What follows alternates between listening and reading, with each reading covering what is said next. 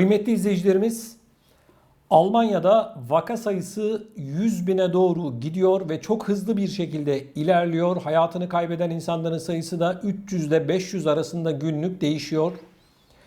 Bu tablo bize Almanya'nın önümüzdeki günlerde kapanmaya gidebileceğinin ilk işareti. Maalesef alınan tüm tedbirlere rağmen görüyoruz ki bu tedbirler hiçbir şekilde işe yaramadı. Vaka sayısında ve hayatını kaybeden insanların sayısında ciddi bir artış durumu söz konusu.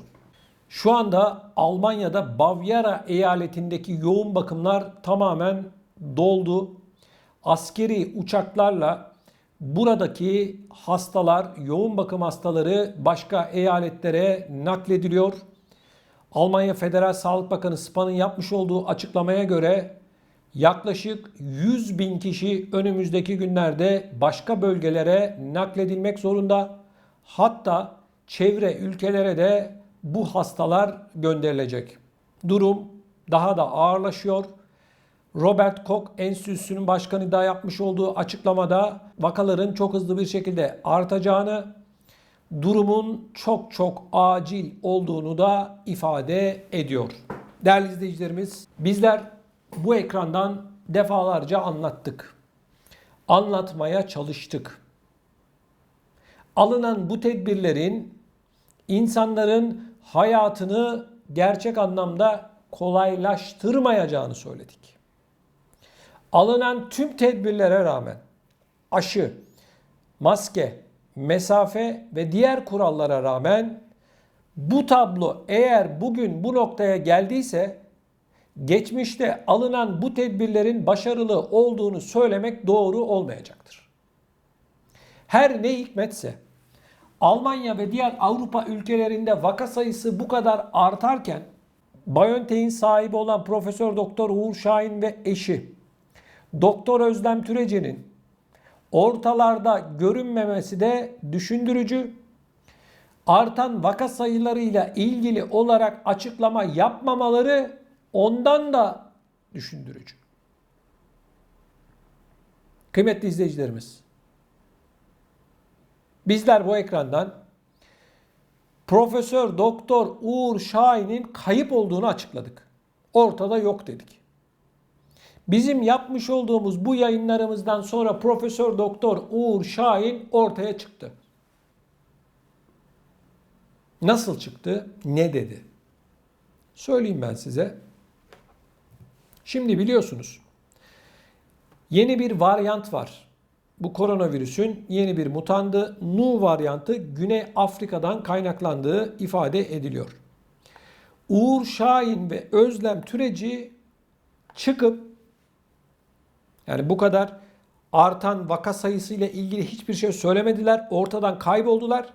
Şimdi ise ortaya çıkıp bu Güney Afrika varyantı ile ilgili, Nu varyantı ile ilgili olarak kendi aşılarının yine bir reklamını yaptılar. Bu aşıları Güney Afrika mutandına karşı dayanıklı mı değil mi? Bakın ne diyorlar. Uğur Şahin şunu söylüyor. Uğur Şahin'in şirketi daha doğrusu. Şu an uzmanların endişelerini anlıyoruz. Nu varyantı ile ilgili çalışmalara hız verdik. Şu ana kadar gözlemlediğimiz diğer varyantlardan önemli farklılıkları var. Başak proteininden fazladan mutasyon gözleniyor dedi. Yetkili, eğer BioNTech aşısının yeni varyanta karşı etkisi olmadığını tespit edersek harekete geçeceğiz.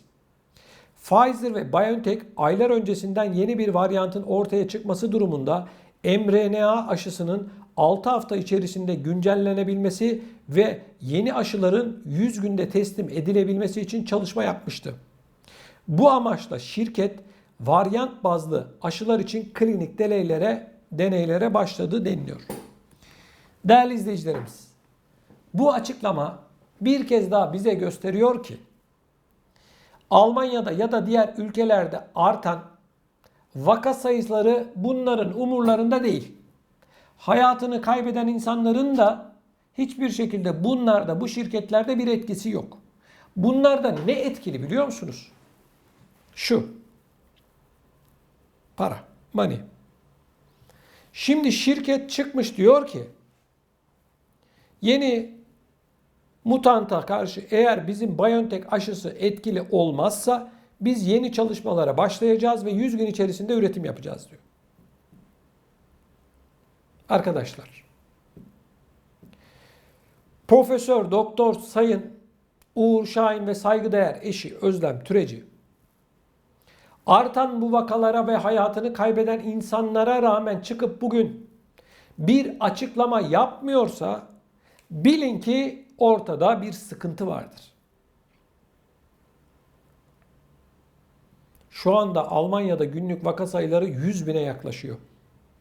Her gün 300 ile 500 kişi arasında insan hayatını kaybediyor.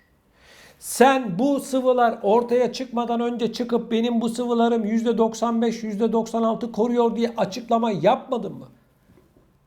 Bu sıvılarla ilgili devletlerle sözleşme yaptıktan sonra neden çıkıp benim sıvılarım hala şu kadar koruyor diye açıklama yapmıyorsun? Eğer bu önlemler ve bu sıvılar başarılı olduysa şu an Almanya'da ya da diğer Avrupa ülkelerinde, Amerika'da, Avustralya'da, Kanada'da ve Türkiye'de artan bu vaka sayılarını neyle izah etmeyi düşünüyorsunuz? Sebebi nedir? Hani %95'ler, hani %96'lar? Nerede? Şimdi 3. doz, 4. doz, 5, 6, 7, 8, 9, 10 ölene kadar aşı. Bunu anlıyoruz.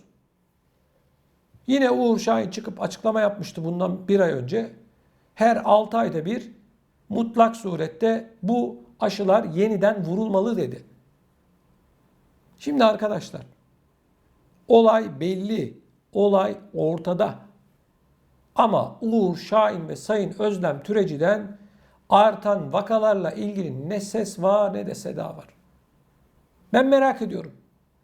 Anca çıkıp kendileri ya da şirketleri bu sıvılarıyla ilgili olarak PR yapıyorlar, reklam yapıyorlar. Başka da bir numara yok. Sakın yanlış anlamayın. Benim bu anlattıklarım sıvı karşıtlığı falan değil. Bir gazeteci olarak soruyorum. Almanya'da bugün vaka sayıları 101'e dayandıysa senin bu sıvılarınla ilgili olarak çıkıp açıklama yapman gerekmiyor mu? Ben bir sade vatandaş olarak soruyorum.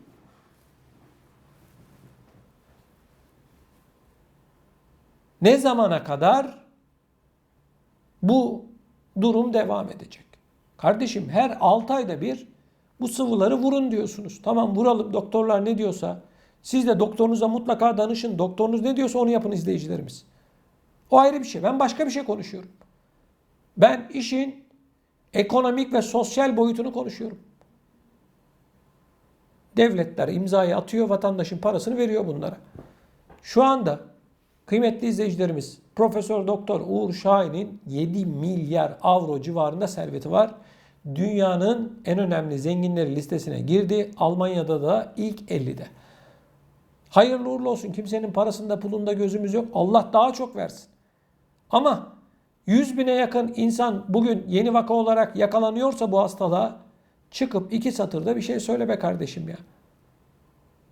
Yanılıyor muyum bilmiyorum.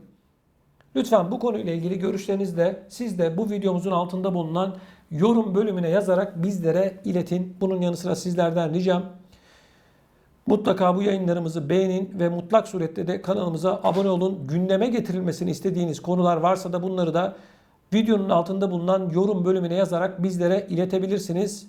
Sizlerden bunu hasreten rica ediyorum.